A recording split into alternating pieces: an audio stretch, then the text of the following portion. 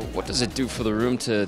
I know you guys have been playing better, but to win the way you guys did the other night and to open up offensively like that. Yeah, I think it was big for our group. Scoring 8 hasn't happened in a while, and I think a lot of new guys get on the board too. It's huge for our team, and it's a lot of confidence moving forward. Tell us a little bit, Mike Cammalleri. You played with him before, and did that trade kind of catch you off guard? It was surprising.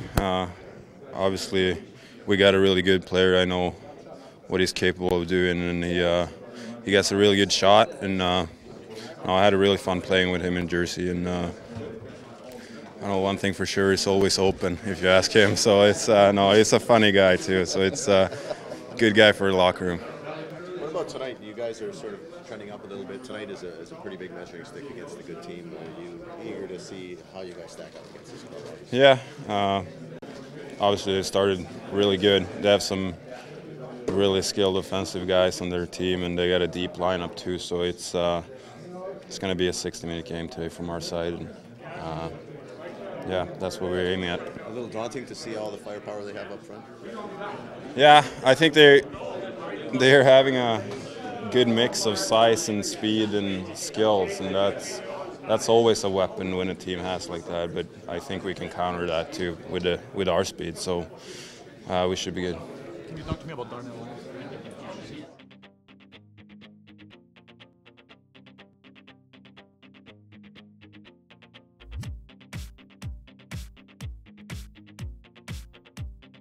A little bit about just Mike Cammalleri. He's got the big shot. Everybody knows about that. What else can you kind of tell us a bit about? Yeah, I mean, he brings a lot on the ice, but he brings a lot in the dressing room as well. You know, he's a leader. He's played a lot of games, and like you say, he scored a lot of goals. He's got a quick release. He's dangerous when he's got the puck, so I think that's something that can surely help us. Adam just referred to his sense of humor. Yeah, he's a good guy. He's a good guy in the locker room. He's a professional, but he knows when to keep it light, and I think it'll only help us for sure.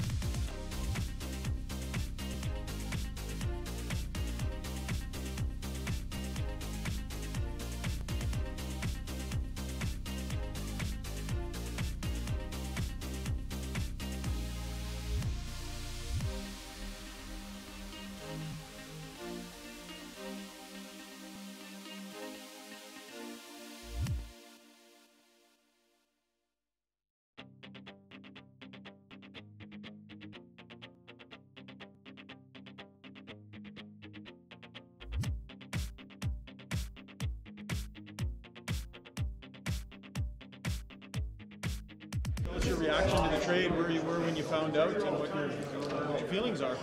Yeah, I've been in regular contact with Rob Blake in LA. So, but I was with my wife picking up one of my daughters at school, and when things were official, so just tried to get things settled as quick as we could. But happy to be here. Lots changes fast. I mean, a move from there to Edmonton, there's a lot that goes with that. So maybe just talk about dealing with that. A different wardrobe, certainly. No, I'm just really excited about the hockey opportunity.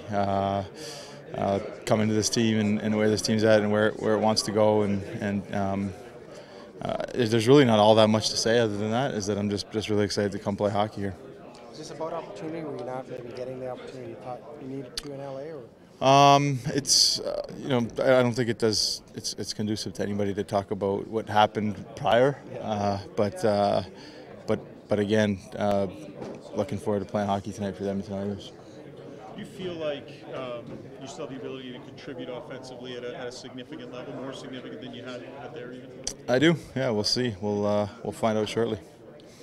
That's the question, right? When a 35-year-old goal scorer comes to town, the question is, what's left? Like, how much do you think you got left? Yeah, so you guys get the fun job of predicting all that, and we'll see who's right or wrong.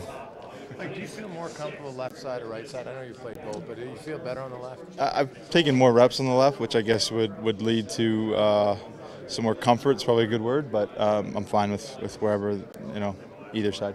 This team has had a lot of chances, but trouble scoring goals, and one of the guys just made mention maybe you could help in the fact execution, finishing the play, and getting those goals. Yeah, I just saw their last game, so it doesn't seem to be a huge issue. Offensive production has always been part of my responsibility as a teammate, and it's part of a lot of guys' responsibility. To win the game, we got to score more than they do. So. Here. Here, yeah. Yeah, Ziggy Palffy passed it to me on a 2-on-1. Brad Chartrand was the other guy who helped set up the play, and I think it was Salo in net. Yeah, I remember. It was kind of like a backdoor, back against the green 5-hole shot. So yeah, I got to thank Ziggy Palffy for that one. Forget your first goal. No, you don't forget it. I don't think you forget any of them. They're nice. Do you still have the puck? I don't. I'm sure my parents must have it or something like that. Yeah. Mike, you've been a very successful power play player on a lot of different teams. So you come in here. How do you adjust to a new power play? Is there that significant differences from one PP to the next that you've endured over your career? I think the word you used earlier, comfort, familiarity helps. But the coaching staff here already, I've had a meeting about it, and it seems pretty. Like a well-laid plan, so looking forward to trying it out. You've joined a bunch of teams in your career. Now you've been around a long time. What's the tricks to walking into a new dressing room, going on the ice tonight with a brand new team, and succeeding quicker than slower? What do you got to do? I think actually our job lends itself to doing so. I mean, going on the ice and playing a competitive sport with your teammates is the quickest way to earn somebody's trust is kind of in our environment. I think you look at other lines of work, they have these corporate retreats and things of that nature. Like we're like the ultimate corporate retreat. Like put a bunch of guys together and go play a hockey game together, physical hockey game together. So I think earning their trust out there on the ice is the best way to do so. You got to lead the stretch in the first practice. Is that Yeah, I mean I was waiting for it. That generally is how it goes. I was kind of waiting in the weeds and hoping no one would say anything, and then the murmurs started. You won 13.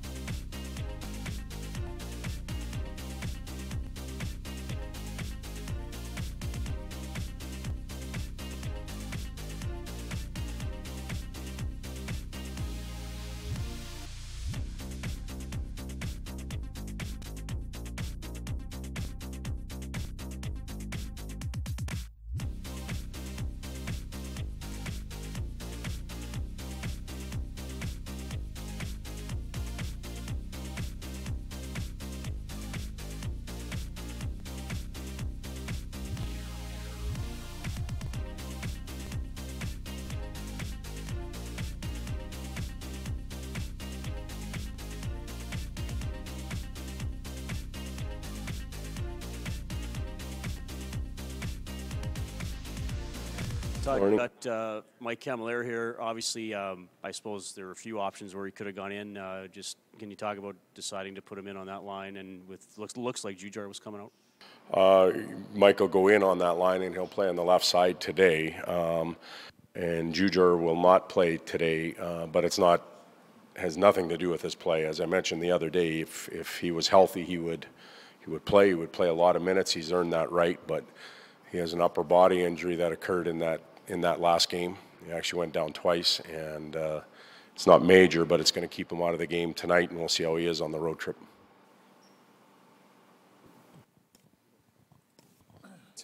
Can you just maybe discuss the mix on that line with Strome in the middle, Pakarinen on the other side, and maybe the type of game you'd like to see that line play together? That line, if we leave Cammalleri out of it, the line was starting to gel a little bit. They played with a little bit of energy and a little bit of drive. More of their offensive zone stuff came off the cycle and the forecheck. It wasn't as pretty as maybe they'd like to play, but it was effective. And I thought J.J. Kyra had a big part in that. It helped Strome handle the puck a little bit more, gave him some space. And Pack has been a pretty good worker on that line. He's been a good penalty killer. Cammalleri can add his shot to it. He can feel his way onto our team a little bit without being in the top six to begin with, and we'll see where we go from there. Cammalleri scored his first goal in this city 15 years ago today. Where were you? Where was I 15 years ago? Jesus, it's like a high school test, hey? You're really... 15 years ago, I was probably in Houston. Was I? There you go. Stoff knows all the trivia questions. Like, my point is that he's a 35-year-old goal scorer in the league. Done a lot, scored a lot. How do you try to get the most out of whatever's left in this player? What do you got to do to squeeze some off? Well, we got to get him the puck, because that's where he is. You know, when I just think of the name Mike Cammalleri, I think of seeing him when I was in Detroit playing in L.A., and that goes quite a few years back. I see him in Calgary, and I see him lowering that knee and taking that one-timer and scoring. And you know, that's the vision that I have. I think he's a competitive guy for his size as well. And you don't, as you get older as a player, you know, your skill set perhaps diminishes. Maybe you're not as fast, but that competitiveness in you stays there. You know, even as you're leaving the league and retiring, and by no way am I suggesting that he's anywhere near that, but for the guys that leave, they're still competitive guys. So he's got a shot, he's competitive, and we need to get him the puck in the right spots and let him shoot it, and encourage him to shoot it. And if we can get that out of him, and he can finish a little bit more for the bottom six, then we'll be in a better spot than we were before, and you know, that's what we're looking for. When you're coming off an 8-2 win, is there a challenge in trying to get the guys back to focused on the tight checking game? Got you the success leading up to that win? I would like to think not. You know, the 8-2 win was earned. It wasn't a freebie. Our opponent will and should bring out the best in us at both ends of the rink. It's obviously a big challenge for us. And, you know, some of the review that we've gone through has been we've been able to score those 8 goals, or we were able to score those 8 goals because of how we played defensively, how we created turnovers, how we checked in our end, and it opened up opportunities the other way. So I don't see there being any reason for us to neglect our commitment to the defensive side of the puck at this point. You touched on St. Louis a little bit there, but if you can just maybe expand on how big a challenge this will be for your team. One of the best teams in the league comes rolling through, and how for a team that maybe feels like its game is turning the right way, this is that kind of test? It is that kind of test, and they are, you know, they're a prime team in the league right now. They've got to be a top 5 team on a nightly basis. One of the big challenges is that Shen line, the amount of offense that they produce alone, throw in the production from the back end, and they are a dangerous offensive team. Get a lot of it done 5-on-5, so that's a good test for our group. See if we're moving in the right direction, and try and create some traction before we go out on the road. Tarasenko and Schwartz obviously are lighting it up a lot. Petrangelo's had a very good start. How do you defend against a defenseman who's so active like he has been this year in the rush with St. Louis? Well, it's not just him. All of them are jumping into the play, which means they're coming out of their end fairly clean. Forechecks haven't been able to pin them in, and they feel fresh at that moment of their shift, and they're able to jump in and join the rush. Not just full length, but also in the offensive zone. They do create a lot of motion, and they move around. They've got some big bodies to create space. So we have to have an awareness, a 200-foot awareness of where those players are and how we're going to slow them down.